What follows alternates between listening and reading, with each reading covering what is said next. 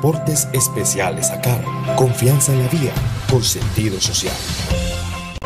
ACOGA, generadora de compromiso y confianza, promoviendo la inclusión, la integración, liderazgo y la participación del clúster de la gastronomía, la cultura y el turismo. ACOGA, Asociación Colombiana de Gastronomía. Nueva tecnología de bipedestación en Colombia. Equipo que permite ponerse de pie a las personas con reducción de movilidad, funcionamiento electrónico, soportes de estabilización, diseño y fabricación a sus necesidades, garantía de mejora de calidad de vida. Contáctanos, tecnología a bajo costo económico. Transformando vidas, reviviendo emociones perdidas.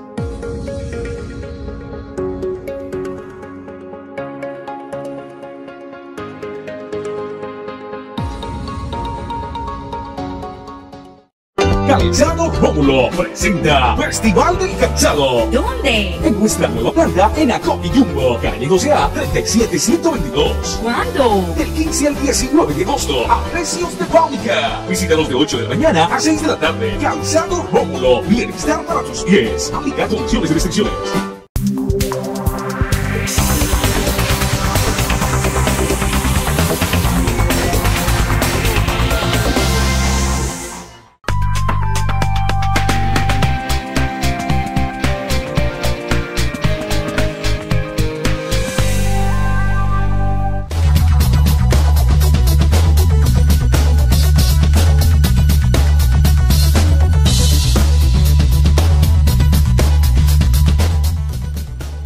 Amables televidentes, se los saluda José Alberto Tejada Echeverri, presentándoles el programa institucional del Canal 2 informativo Nuestra Gente. Hoy estoy acompañado en el estudio por los panelistas Nelson Sánchez y Dieter Zúñiga. Estamos esperando que en algunos minutos llegue Alberto Ramos. Le hemos insistido varias veces a Alberto que no venga en mío, porque el mío nunca lo deja llegar a tiempo. Pero bueno, él insiste que él es muy caleño y que él defiende el transporte público. Démosle unos minutos de paciencia. Los saludo a ustedes y les agradezco haber aceptado venir al programa. Gracias, José Alberto. Buenos días a la amable audiencia y aquí de nuevo compartiendo con ustedes los análisis que nos pone aquí de presente el director. Bueno, muchas gracias, Alberto, por la invitación, Nelson. Un gusto volver a estar con usted y un cordial saludo a todos los amigos del canal. Muy bien. Bueno, estamos comenzando lo que podríamos llamar la segunda semana del nuevo gobierno de Colombia, del gobierno de Iván Duque. Y ya con una semana que se cumple mañana, podemos tener como algunos datos o elementos que insinúan, así como cuando se cierran las urnas, que en los primeros conteos uno comienza a ver cómo pinta el panorama. Aquí podríamos decir, en la primera semana uno comienza a vislumbrar algunas tendencias de lo que va a ser el manejo del gobierno. En esta semana el presidente ha decidido estar muy poco tiempo en el Palacio de Nariño y estar mucho tiempo por fuera en las regiones. Estuvo en el Catatumbo, estuvo en Nariño, estuvo en la costa, en Tumaco y además de esto ha decidido hacer el primer, ¿cómo lo llamó él? Taller pedagógico Construyendo País, que es algo más o menos parecido a los llamados consejos comunitarios que en su época hizo el expresidente Álvaro Uribe Vélez. Paralelo con esa gestión de salir a las regiones, en esta semana se han terminado de confirmar algunos nombramientos en posiciones de alto gobierno, algunas de ellas muy controvertidas, como la de la Unidad Nacional de Protección, que fue finalmente frenada por el propio presidente ante las presiones que la oposición generó debido a la evidente manifestación de malquerencia de esta señora con quienes han sido denominados líderes sociales y líderes de la oposición, a quienes incluso ha tildado de guerrilleros, a todos, sin ningún tipo de matices. Paralelo con esto está el tema del ELN. En el primer taller Construyendo País, el presidente le dijo al ELN: o ustedes deciden reinsertarse o nosotros seguimos persiguiéndolos, pero no vamos a aceptar una negociación donde se mantenga el fuego vivo, haciendo una referencia explícita al método que se utilizó en la negociación con las FARC, que era un método donde nada está acordado hasta que todo esté acordado, y por lo tanto seguíamos en guerra mientras se estaba negociando en La Habana. Aquí Iván Duque claramente ha dicho: no acepto sentarme a negociar si ustedes no detienen el secuestro y no detienen la confrontación armada. Esos son, pues, entre otros, algunos de los temas. Bueno, y está el tema internacional de el reconocimiento a Palestina como Estado por parte del gobierno colombiano, y el retiro de Colombia de UNASUR, que ya fue ratificado por el presidente de la República, como los temas que más han mostrado noticias en esta semana. Nelson, ¿usted qué sabor de boca tiene con esta primera semana de gobierno? Bueno, yo quisiera iniciar la reflexión partiendo de una postura muy, digamos, muy trascendental en términos de un ciudadano corriente. Yo diría que el ciudadano corriente no siente cambios determinantes en la vida económica, política del país, y me soporto en que la macroeconomía sigue su ruta, ¿no? La macroeconomía sigue su ruta, la inserción de Colombia dentro del esfuerzo de estar en los países supuestamente más ricos o en esa perspectiva. Los acuerdos internacionales se fortalecen, excepto pues una pequeña querella en relación con que le dejaron para último momento el reconocimiento de Palestina. Los gremios económicos respiran con tranquilidad. Ahí está Sofondos pensando pues en el tema de pensiones, está Andy requiriendo pues unos ajustes en el tema tributario, está el Congreso de la República en las confrontaciones espectaculares entre qué dice Uribe, si se va, si no se va, qué dice Petro, qué dicen las bancadas, cómo reajustan las bancadas para articularse en la estructura de poder en ministerios y superintendencias. La carestía sigue su ritmo, nuestro peso sigue desplomándose cada día, perdiendo entre 12, 18, 21 pesos. Entonces yo diría que en términos generales la ruta sigue y los mismos titulares siguen presentándose como el desarraigo de gentes en el Catatumbo, en Chocó, en el Putumayo. Sigue los titulares anunciando la pérdida de vidas de líderes sociales, sigue los titulares señalando las amenazas a dirigentes políticos. Entonces, exceptuando entre el manejo aristocrático del poder que hacía Santos con toda su parafernalia, pues hoy vemos a un presidente tratando de popularizar su presencia en esa tesis de reconstruyendo país en zonas muy complejas, muy fracturadas del entronque de la dinámica económica, política y social, y generando pues una imagen aparentemente pues muy de tener en cuenta estos sectores olvidados. Yo diría que es la percepción muy tangencial, ¿no? Sin meternos en las honduras pues de otros temas. Correcto. Que pudiéramos abordar posteriormente. Sí, pues creo que todavía no hemos visto mayor cosa, ¿no? O sea, salvo que pues está lo de la conformación del nuevo gabinete. Pues para muchos, dijéramos, sorprende en el sentido de que no encontramos de esos dirigentes de gran renombre, dijéramos, que hayan sido incluidos dentro del gabinete. Se han colocado unas personas bastante técnicas, algunas de pronto generan cierto reproche dentro de la comunidad. De pronto estamos viendo resaltar lo que usted dijo ahorita, Alberto, la reacción que tiene el nuevo gobierno frente a lo que hizo el gobierno saliente 4 días antes, que fue reconocer un Estado palestino. Vamos a ver qué pasa con ello. Carlos Holmes Trujillo anda detrás de revisar esa decisión de parte del gobierno, de parte del Estado.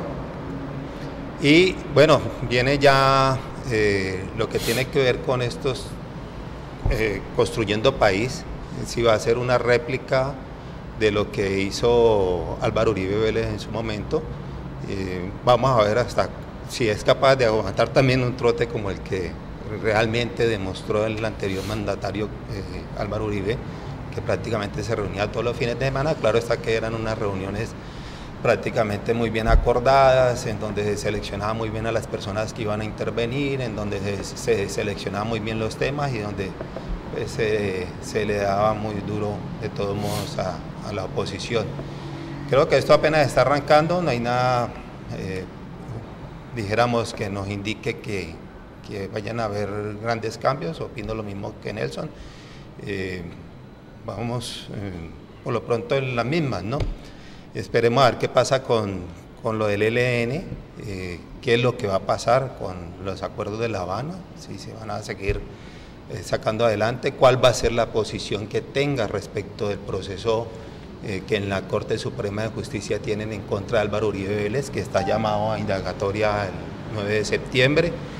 Y bueno, qué va a pasar con los verdaderos procesos que impactan a la sociedad en general. Muy bien.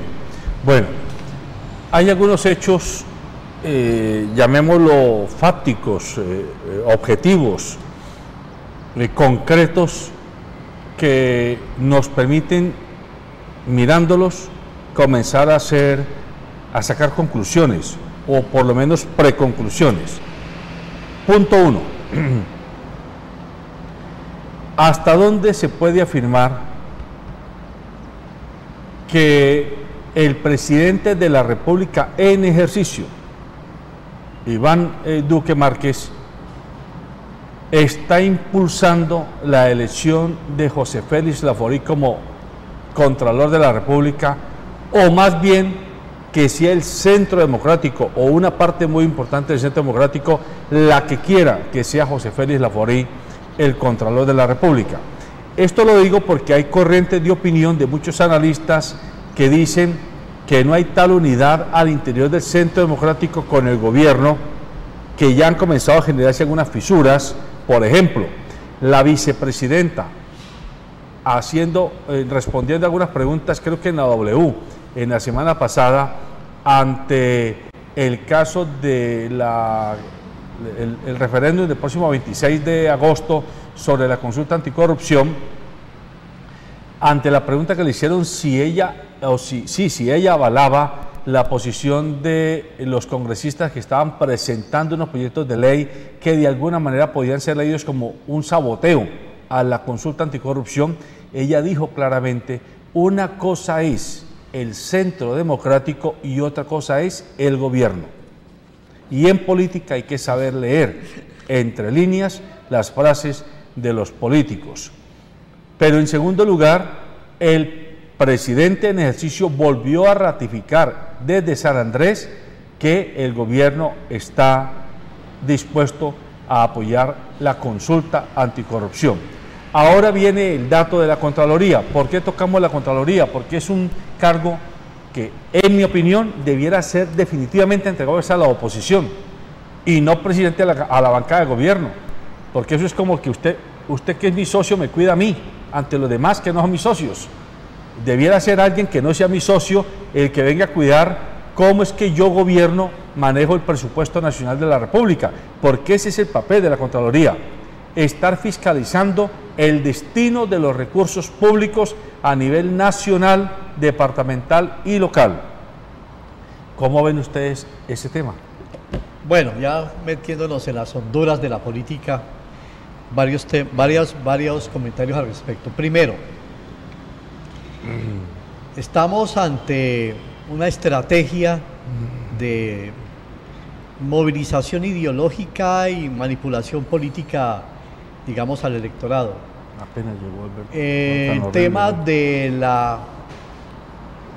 el referéndum contra la corrupción, pues obviamente fue una herramienta, un instrumento de mucha agitación política, liderada por Claudia López, por el Partido Verde y posteriormente pues por la coalición que acompañó a Gustavo Petro a la opción presidencial. Para quitarle relieve y preponderancia a esa gran movilización política, el conjunto de los partidos dijeron apoyar la iniciativa, pero aplazar la decisión de ir a las urnas a consultarle al constituyente primario su voluntad de aprobar o no el paquete de 7 preguntas de este plan anticorrupción. Ahora bien, ¿qué hemos visto? Liderado por el presidente Uribe, dice que es mejor darle trámite a unas iniciativas que el presidente Duque ha enviado al Congreso y desestima, es decir, burla al electorado diciendo que no va a apoyar la consulta anticorrupción.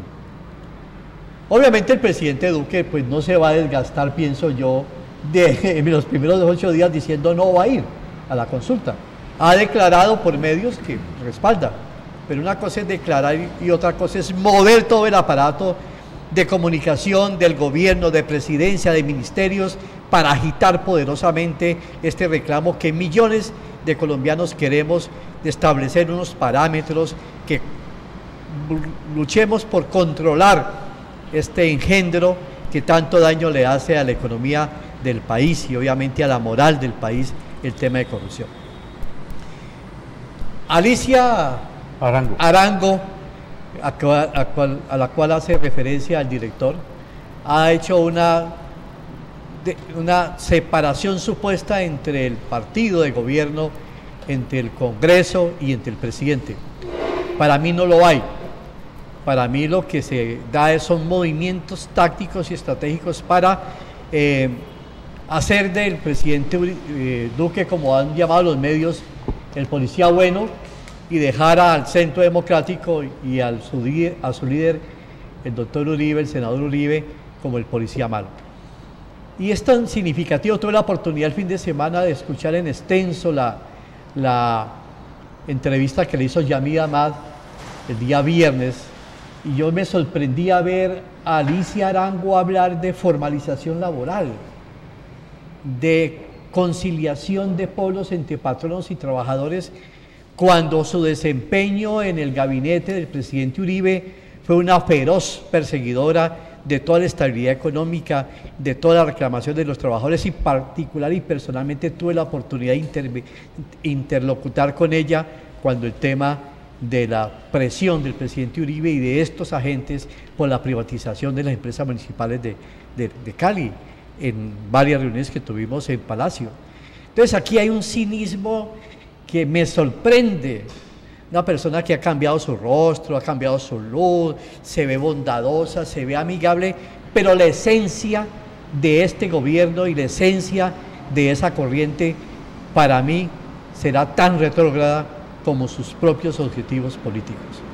Entonces, hoy burlarse al electorado, decirle no voy a la consulta anticorrupción, es mejor darle trámite a las iniciativas del presidente Duque, es una burla al electorado y una burla al pueblo colombiano que, entre otras cosas, sí queremos al menos dejar en estructura de la política aspectos medulares contra la corrupción, porque fíjese, escuchaba hoy llegando aquí al canal W del tema del señor Andrade, que dice, oiga, pero yo ¿por qué soy solito el que estoy preso? ¿Por qué yo solo estoy preso? Y entonces, ¿dónde está el Grupo Aval? ¿Dónde está Sarmiento Angulo?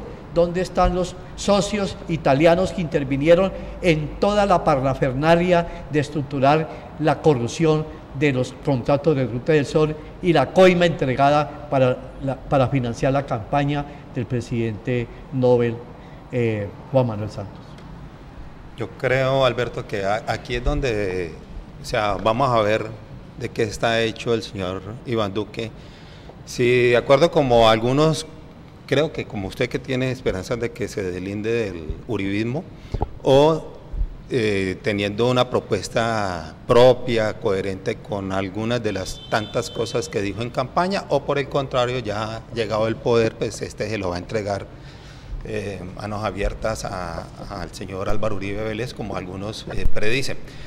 Temas coyunturales como tiene que ver la elección del Contralor, ya estamos viendo que están apuntando, se están visibilizando dos personajes en particular que tiene que ver el señor Lafori y creo que un exgobernador de Córdoba que el señor Álvaro Uribe Vélez en su momento lo colocó en reemplazo de alguien que había sido destituido.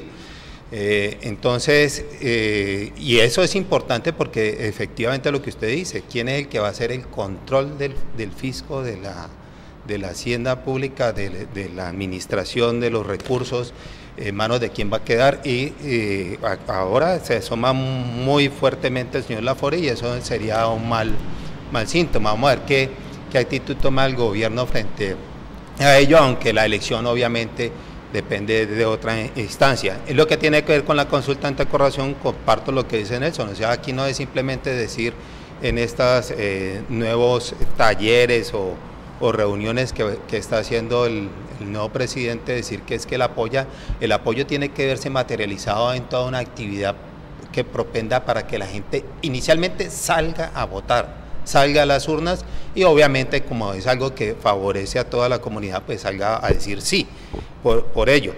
Y bueno, lo que hay que recordar es que esto se está gestionando de esa manera es porque en el Congreso ninguna de las propuestas anticorrupción han calado, han salido adelante y por lo tanto las palabras del señor Álvaro Uribe Vélez no deben de tener ningún recibo ante la sociedad porque otro proyecto más por parte del gobierno están anunciando dos de esos puntos, o sea, meterlo en un proyecto de ley, pero ese es el problema, que esos proyectos en el Congreso no cuajan. Entonces... Muy bien, saludamos a Alberto Ramos, que como ya anunciamos, se vino el P27D y por eso no nos llegó a la hora oportuna, pero ya lo tenemos aquí en el estudio. Y la pregunta concreta, estamos examinando la primera semana de gobierno de Iván Duque. ¿Cómo pinta el gobierno que se ha inaugurado esta semana? En palabras sencillas, de parte suya, Alberto. Como se trabajó por parte de ellos en la campaña, pues se trataba de acceder al poder. ¿Sí? ¿Quién? El Centro Democrático. Hicieron una, digamos, consulta entre 5 candidatos y ganó Duque. Estoy hablando de la preselección, que no fue propiamente una consulta popular, sino un manejo de encuestas, donde estaba el señor Nieto, el señor Carlos Holmes Trujillo, la señora Guerra, Paloma Valencia, Duque, es decir, y seleccionaron a quien consideró el señor Uribe que le brindaría mayores garantías de lealtad.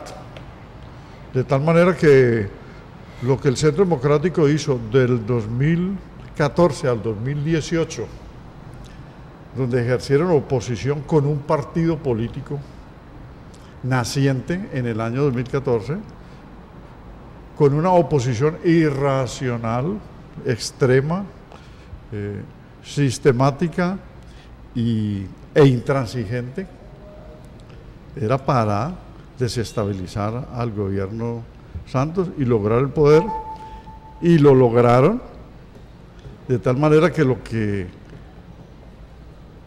inició el expresidente Uribe en el 2010 en solitario, porque el poder se lo llevó Santos, habiéndole él hecho la misma operación que a Duque y la que le hizo Zuluaga, que fue nominarlo, posicionarlo y trasladarle su votación y su imagen.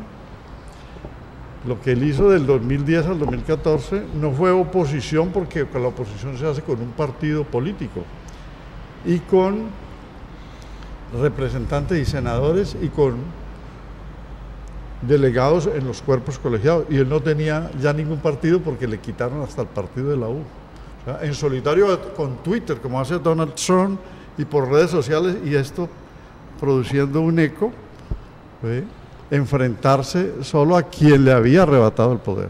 Entonces, después de 8 años de eso, no podemos caer en la ingenuidad de decir que Duque se va a demarcar, que Duque se va a separar, que Duque es independiente, etcétera, etcétera. Es decir, simplemente lo que podemos analizar es unos matices de lo que ha ocurrido durante la primera semana en cuanto al estilo y una realidad a la que se van a afrontar, que no la preveían ellos, es que con el estatuto de oposición salido por fast track, ¿sí?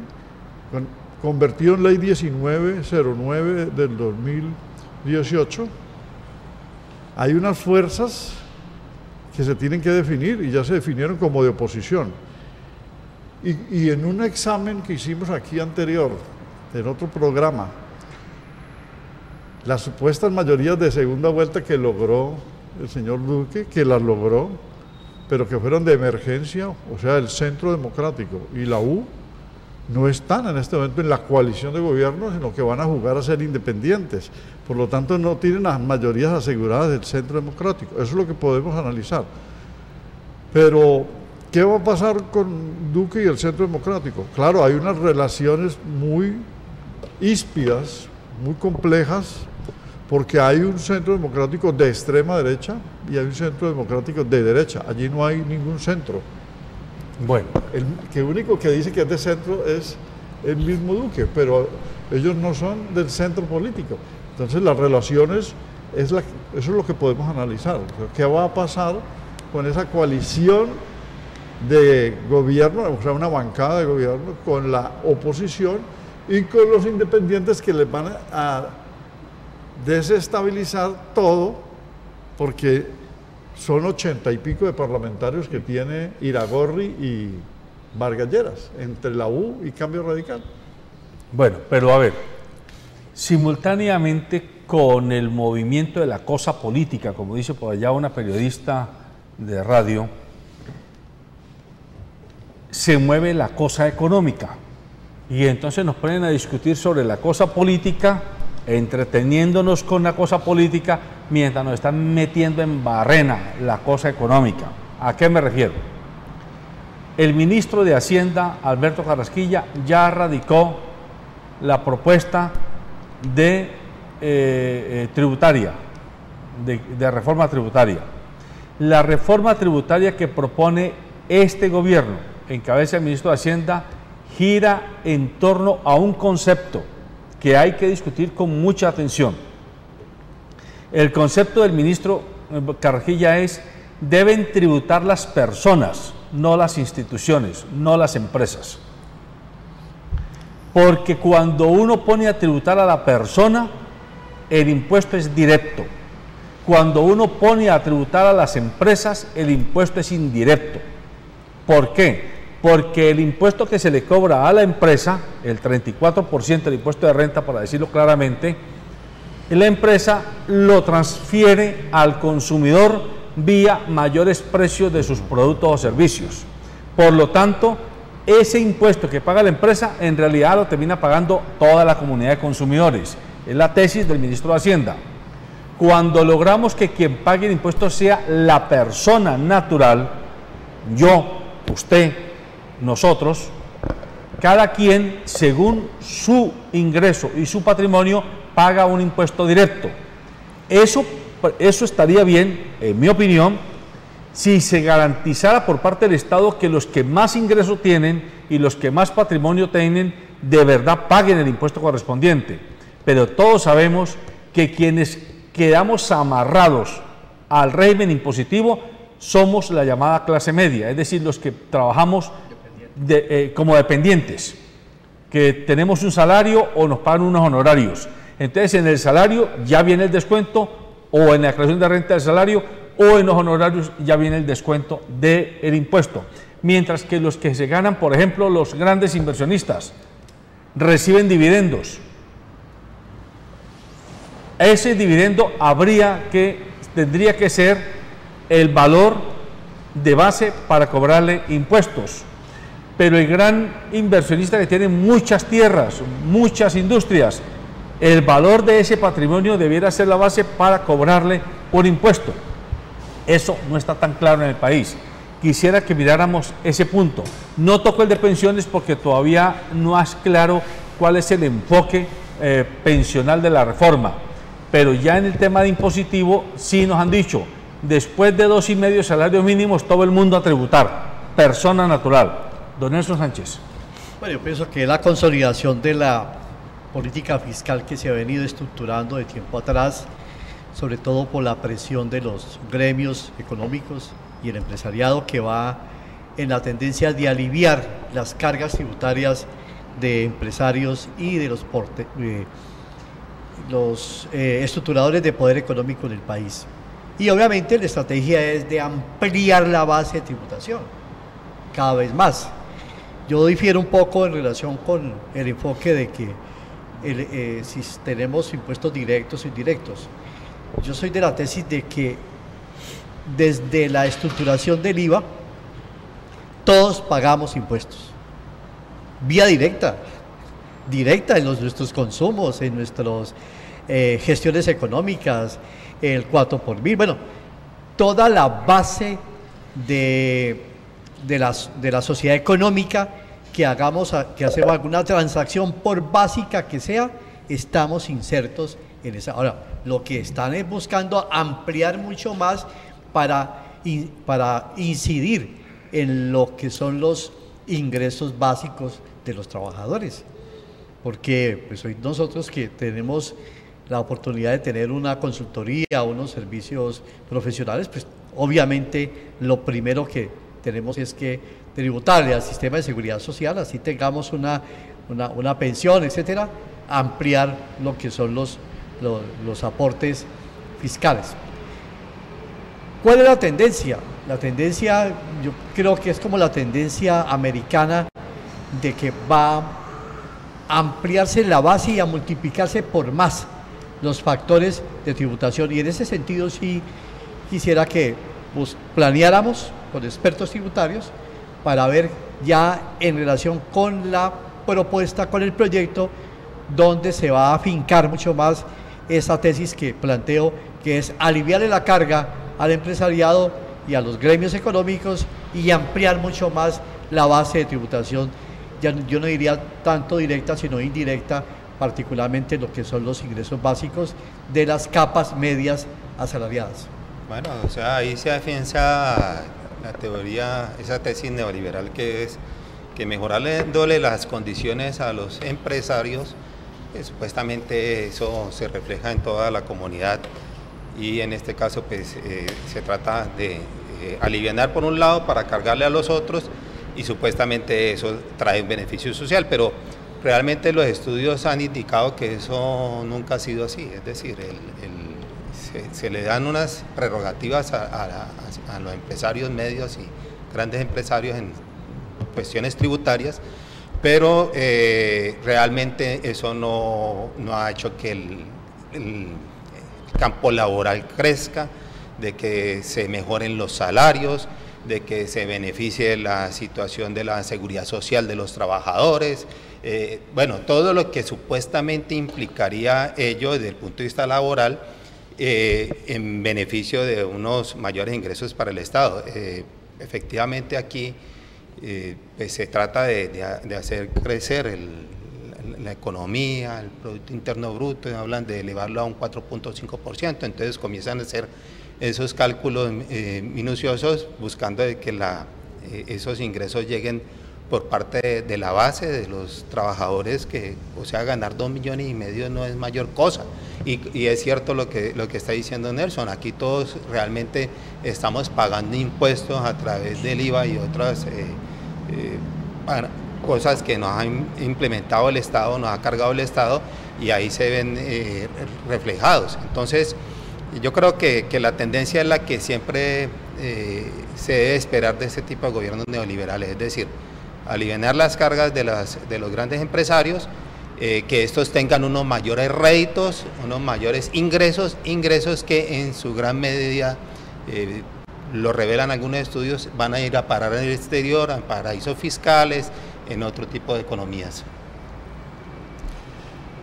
Verdaderamente es muy alarmante lo que se anunció el fin de semana por parte del ministro Carrasquilla en sus pronunciamientos, porque gravar a las personas que están trabajando y a las clases medias y aliviar al sector empresarial con el pretexto de que genera empleo y mayor competitividad para el país, que son los dos argumentos que él tiene, después de una reforma tributaria reciente del señor Mauricio Cárdenas y de otra reforma tributaria dentro del mismo gobierno Santos o entre los dos gobiernos de Santos, va a llevar a una situación de convulsión social y afectar con el 11% a los pensionados con una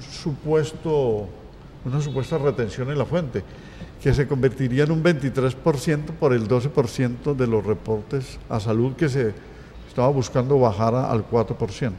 Es decir, van a activar unos factores de inconformidad y recordemos que la oposición se va a ejercer en estos 4 años no solamente con cuestionamientos y control crítico dentro del Congreso por parte de los partidos de la coalición para la oposición, así estén desagregados con voceros y no se unifiquen, pero la conexión es con los movimientos sociales, con las protestas, con los indignados, con la gente excluida y afectada, entonces alterar a la población, porque no se va a resistir una reforma tributaria ampliando la base de tributación, descargándolo todo en personas naturales, en trabajadores, en clase media que ha recibido todos los pesos, últimos gravámenes, dentro de una política claramente neoliberal. Me parece que es desastroso si se deja avanzar. Y termino. Yo creo que lo que debería hacer el gobierno, pero yo no pienso que lo vayan a realizar con denuedo, es luchar contra la corrupción. Es que el Contralor ha dicho, y otros organismos de control, son 50 billones de pesos, con B de burros, ¿sí?, que se pierden en la tercerización, en lo que es inflar los precios, en las coimas de toda la contratación en Colombia, 50 billones de pesos. Y otros 40 billones en elusión y evasión de impuestos.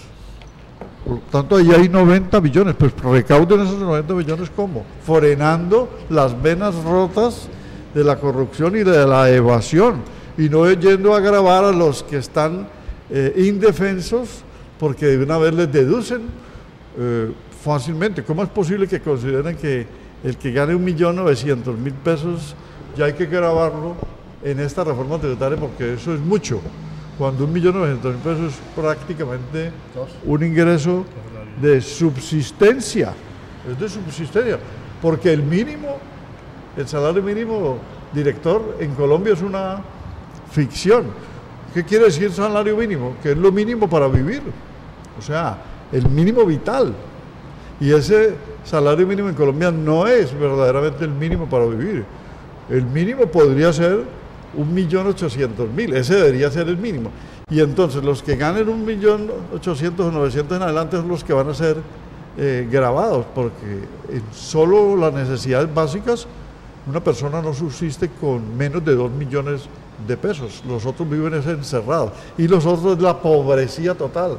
4 millones de pobres absolutos, 9 millones de pobres que viven con $3 diarios, o sea, con 9.000 pesos, por Dios. Entonces, creo que es un error lo que se está anunciando y se van a estrellar con una oposición férrea. Dos datos adicionales. Las cuentas que circulan de los analistas económicos, los investigadores económicos, dicen que las empresas esconden en paraísos fiscales o transfieren a sus matrices, las multinacionales que trabajan en Colombia, alrededor de 60 billones de pesos año. Es decir, 10 billones más de los 50 que están perdidos en la corrupción. Si sumamos esas dos cifras son 110 millones. Eso daría el equivalente a 14 reformas tributarias si con cada reforma tributaria asumimos que se pretenden recoger 8 billones de pesos, que es el promedio con el que una reforma se nos vende. Es que necesitamos que se incrementen los ingresos del Estado en 8 a 10 billones de pesos año. Pues ahí tendríamos más o menos 14 reformas tributarias si esa plata no se diluyera o por la corruptela o por la expatriación de capitales o el esconder la plata en los llamados paraísos fiscales. Y ahí, hay que decirlo, hay que hacerle la pregunta de rigor al ministro de Hacienda, a Alberto Carrasquilla, y debiéramos tener la posibilidad de conocer en detalle qué ha pasado con él y su participación en las inversiones descubiertas por Panama Papers. No nos han dicho todavía ni de cuánta plata se estaba hablando, ni de por qué esa plata estaba en Panamá y no en Colombia, siendo él hoy el ministro de Hacienda. Me temo mucho que con el gobierno de Duque va a pasar con el ministro de Hacienda lo que pasó en el gobierno de Hacienda con el director de la DIAN. Al director de la DIAN se le pasaron por las narices $460.000 para comprar camisetas para la campaña 2014 del presidente Santos. Y él, que era el director de Hacienda, que nadie más que él exige que las empresas documentemos todas las operaciones comerciales, no le vio ningún problema a que esa plata pasara por el aire y no dejara huella. Pues ahora el ministro de Hacienda está él comprometido en una investigación internacional y no ha dicho esta boca es mía. ¿Qué esperanzas podemos tener frente a eso? No, pues muy complejo. Imagínense ustedes que justamente por eso es tan relevante la movilización social por el tema de corrupción. Es tan importante porque las excepciones que se han hecho al gran empresariado, voy a colocar un ejemplo. Los industriales fueron favorecidos en el gobierno del presidente Uribe y ratificado en el gobierno de Santos con desprenderse del aporte para subsidiar el subsidio de energía a las poblaciones que en su entorno tuvieran acceso al servicio de energía, bajo el pretexto o con su pretexto de que quitarles a ellos esa contribución les permitiría generar empleos. Entonces uno dice, bueno, entonces los grandes ingenios que copan el valle geográfico del río Cauca, que se soportan en toda nuestra economía hídrica y nuestros recursos naturales, es donde menos se genera empleo. Y escuchamos las denuncias de los trabajadores agropecuarios, que más de 5.000 trabajadores corteros de caña todavía no han resuelto la vinculación directa y formalización de sus vinculaciones laborales en el proceso misional más importante, que es el cultivo y corte de la caña. No ha habido generación real de empleo. Y así podemos coger áreas, por ejemplo, tuve la oportunidad en la costa Caribe ver grandes plantaciones de cultivo en San Onofre, bueno, grandes plantaciones industriales favorecidos por estas excepciones, pero la vinculación formal del empleado, del trabajador, no se da. Sigue siendo peones, sigue siendo informales, sigue siendo gente completamente marginal que no incide esos beneficios tributarios en la economía real de la fuerza laboral. Bueno, y qué decir en Buenaventura, y qué decir en Jumbo, etcétera, etcétera. Y así hay un elemento importante de la reforma tributaria, es examinar esas excepciones. Y lo que ha señalado el director, bueno, estos movimientos de capital que lo saben hacer son los grandes emporios económicos, porque hay que ver, por ejemplo, cómo está el grupo Carvajal, cómo está el grupo Harinera del Valle, cómo está el grupo Argos, cómo están estos grupos realmente reportando al Fisco Nacional, a la DIAN, las verdaderas operaciones financieras, o cómo, cierto, se van a esos paraísos fiscales para esconder su responsabilidad económica con un país que les ha dado todo. Ahí sí sería interesante, y ojalá pues la oposición de este nuevo gobierno pueda liderar estas grandes discusiones que creo que tienen argumentaciones vitales para demostrar que realmente el tema tributario no está tanto en buscarle el bolsillo al ser más marginal, sino buscar los grandes capitales de estas carteras económicas monopólicas que hacen de las operaciones financieras, obviamente con sus agentes como ministros de Hacienda, que no son impuestos por los trabajadores corteros, el ministro, los directores de la DIAN, que no son nombrados por los trabajadores informales o por los trabajadores independientes, sino son colocados por los gremios económicos para favorecer en su mandato sus objetivos económicos y patrimoniales. Yo sí digo que a los políticos y a los gobernantes hay que mirarlos o medirlos más que por lo que dicen, por lo que hacen o por lo que dejan de hacer.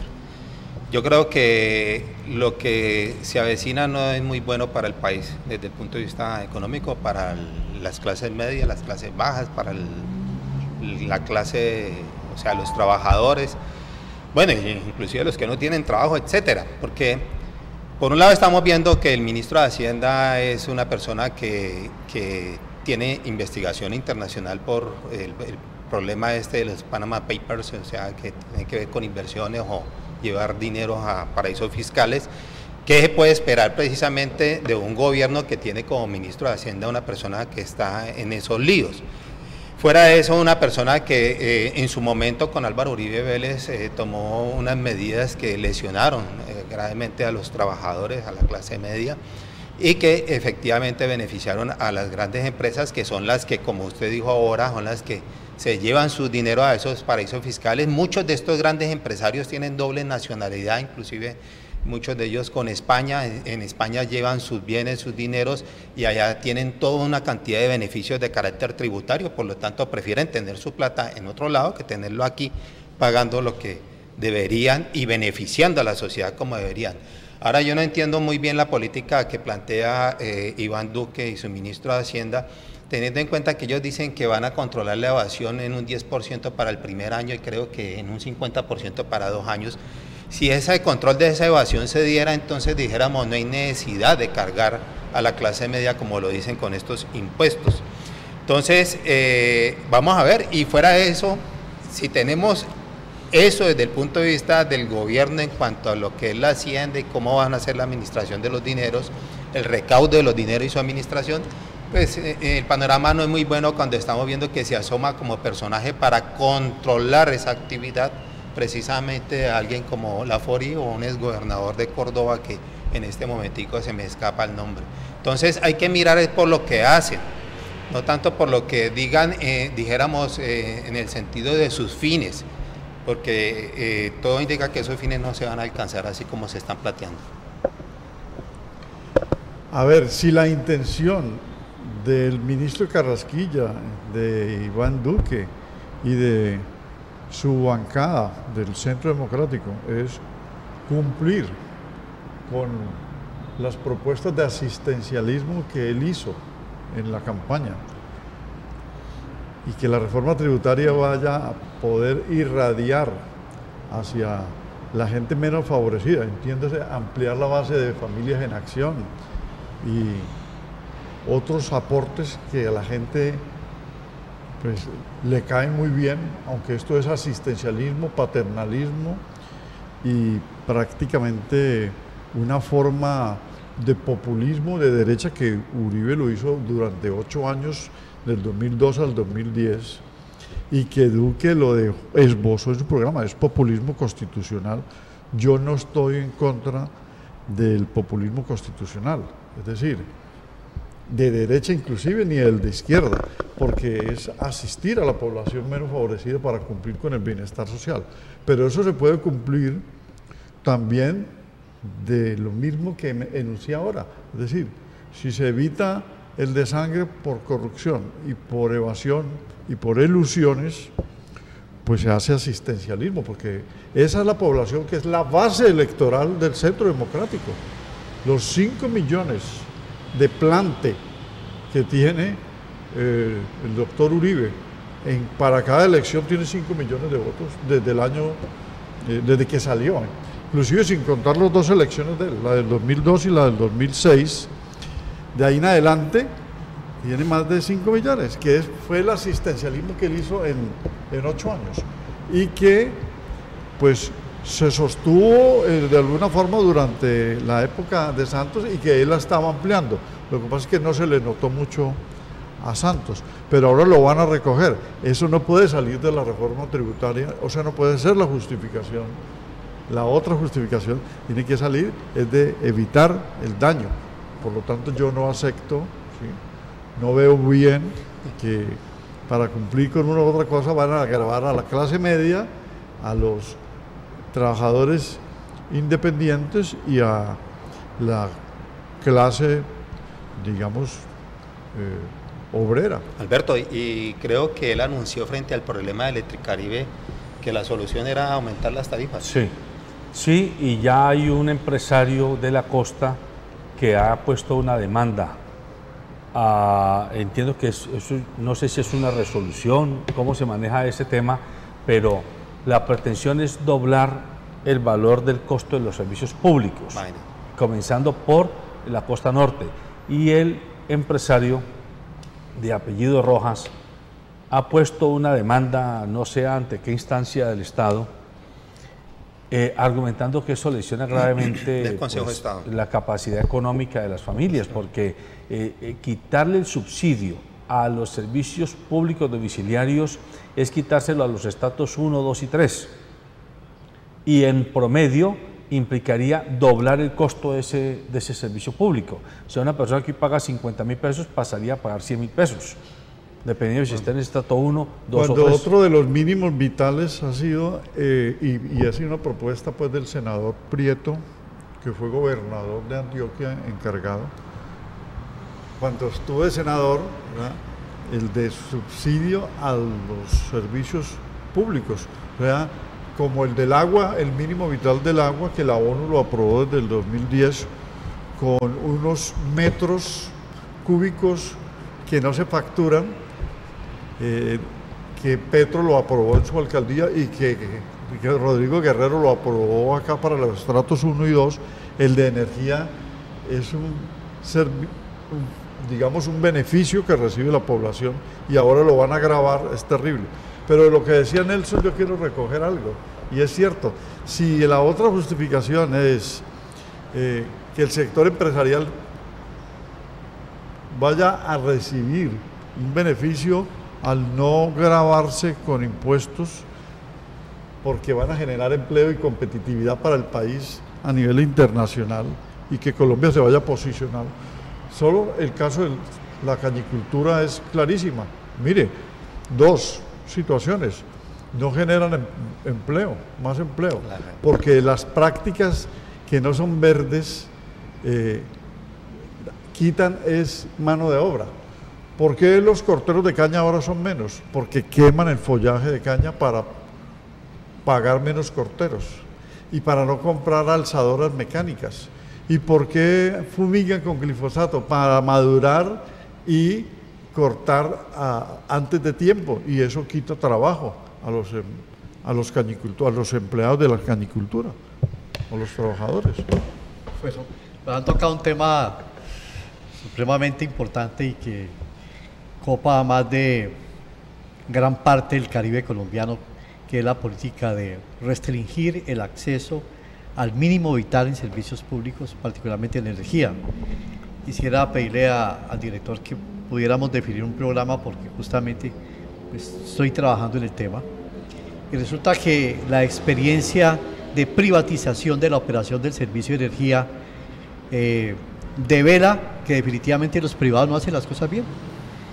Entonces, más de 2 millones de usuarios en el Caribe, de los cuales el 85% son población marginal, es que a nadie le cabe en la cabeza plantearse un proyecto de solución para la empresa Electricaribe a partir de disminuir el acceso al subsidio, de regular el beneficio del subsidio, porque le ponen una franja del mínimo vital que plantea el doctor Ramos, y si por una milésima de kilovatio se pasa, inmediatamente se factura tarifa plena, que es una discusión que está en la resolución 150 justamente en debate, que llama la matriz de estructuración tarifaria que dejó discutiendo la Comisión de Regulación de Energía del Gobierno Santos, y que obviamente por lo que uno escucha en Carrasquilla y nuevos directores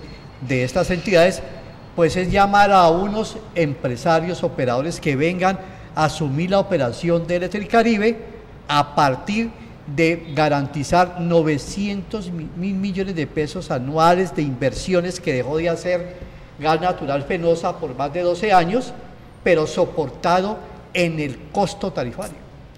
Es inviable. Y no solamente lo ha dicho este empresario, lo han dicho los gobernadores, es que la gente no tiene, porque el grado de pobreza de la costa caribe es impresionante. Y los núcleos de desarrollo económico que están en Barranquilla, que están en Cartagena, están en Córdoba, son supremamente vulnerables. Entonces, por esta vía sí le diría al director, hagamos un análisis, porque este esquema que se está planteando para Electricaribe es un esquema que se va a generar para todo el país. Usted tiene toda la razón. O sea, aquí lo que vienen son pisadas de animal grande, muy grande, sí, con el tema de los servicios públicos domiciliarios, con el tema de la reforma tributaria, gravando a los trabajadores, a los que ganen más de 1.950.000 pesos, y con el tema de la reforma pensional, que eso es otro tamal bien gordo que tenemos, porque pretenden no solo el incremento de la edad, que podría uno encontrarle cierta explicación porque la expectativa de vida haya aumentado en la población, pero lo grave es que a los fondos privados a toda costa los quieren proteger a costa de Colpensiones, que es el fondo público, y quieren mantener el diferencial de pensiones entre lo que gana una persona que se pensiona por los fondos, por el fondo público, respecto a lo que se gana una persona cuando se pensiona por el fondo privado. El diferencial es más o menos así. Si yo salgo pensionado por Colpensiones y mi salario base de liquidación es de 1 millón de pesos, voy a salir más o menos con 680.000 pesos de pensión. Bueno, con un mínimo, sí, porque no puede ser por debajo del mínimo. Hablemoslo de 2 millones. Si tengo 2 millones de ingreso base de liquidación, es el 68% el promedio que voy a recibir efectivamente, o sea, más o menos 1.300.000 pesos. Si salgo con los mismos 2 millones en un fondo de pensiones privado, no podré salir, nunca saldré con más de un salario mínimo. Hay casos documentados. Yo he tenido aquí expertos que me han mostrado, profesores universitarios que estaban cotizando sobre 5 millones de pesos y han salido jubilados con un salario mínimo, en un fondo de pensiones. Y eso es lo que viene en adelante. Entonces son temas muy espinosos que usted y yo poco comprendemos en el día a día y que creemos que eso es como de gente muy sabia. No, señor, es un problema de entender por qué. Y aquí lo hemos dicho y lo decimos con entera responsabilidad. El derecho a la protesta social es constitucional y es legítimo. Otra cosa es que se convierta la protesta social en vandalismo o en otro tipo de actividades inaceptables. Pero es derecho de los pensionados, es derecho de los trabajadores, es derecho de los campesinos, es derecho de los estudiantes salir a protestar a la calle. La calle es el escenario natural en el que la población le enfrenta las políticas adversas en las democracias desarrolladas. Y si no, miremoslo todos los días. Nada más la semana pasada, los aviadores holandeses pararon prácticamente la aviación holandesa. Los aviadores holandeses, porque no estaban de acuerdo con cómo se estaba manejando la operación logística de los aeropuertos y cómo a ellos se lo estaba pagando en contraprestación con la cantidad de horas que se les exigía en horas de vuelo. Aquí en Colombia vimos lo que pasó. A los pilotos se los despidió con el aval del gobierno y hoy usted y yo, que quizás fuimos indiferentes con la huelga de los pilotos, hoy estamos comiendo nuestro cocinado por no haber apoyado una protesta que hacían los pilotos. Creíamos que como ellos lo veíamos encorbatados y en uniformes elegantes, era gente muy rica y que no tenía nada que pelear, y así nos lo vendió los grandes medios de comunicación. Hoy, Avianca nos tiene, conozco casos de personas que le han quitado su pasaje, se lo han pasado hasta 24 horas después, hasta 48 horas después, y nadie dice nada. ¿Por qué? ¿Por qué es Avianca? ¿Por qué es Efromovich? ¿Dónde está el Ministerio del Trabajo? ¿Dónde está el Ministerio de Transporte? ¿Dónde está la Aerocivil?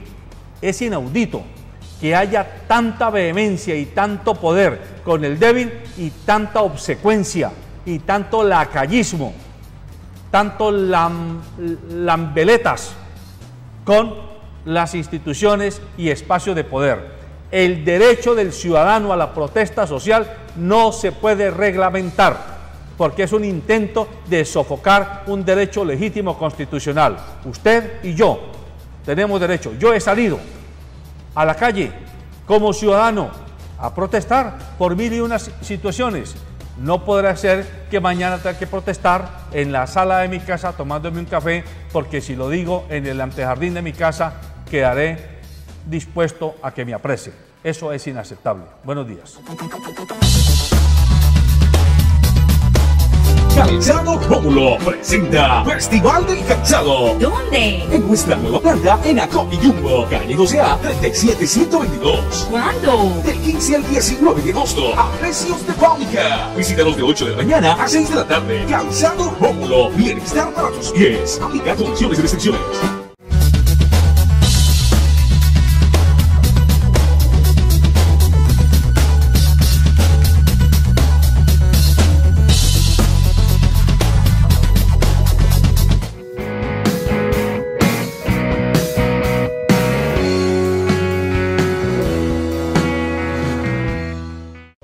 Transportes Especiales ACAR. Confianza en la vía por sentido social. ACOGA, generadora de compromiso y confianza, promoviendo la inclusión, la integración, liderazgo y la participación del clúster de la gastronomía, la cultura y el turismo. ACOGA, Asociación Colombiana de Gastronomía. Nueva tecnología de pipe de estación en Colombia.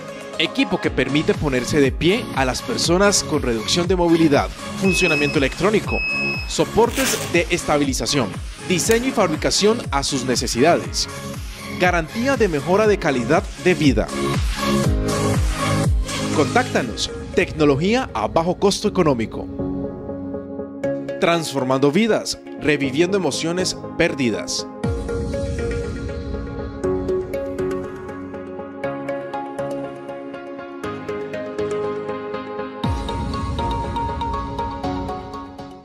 En momentos de relax, en los trascendentales, cuando arriesgaste dar ese primer paso. Calzado Rómulo, Romulus y Cruz Verde es calidad y confort para todos tus momentos. Calzado Rómulo, orgullosamente calzando a Colombia.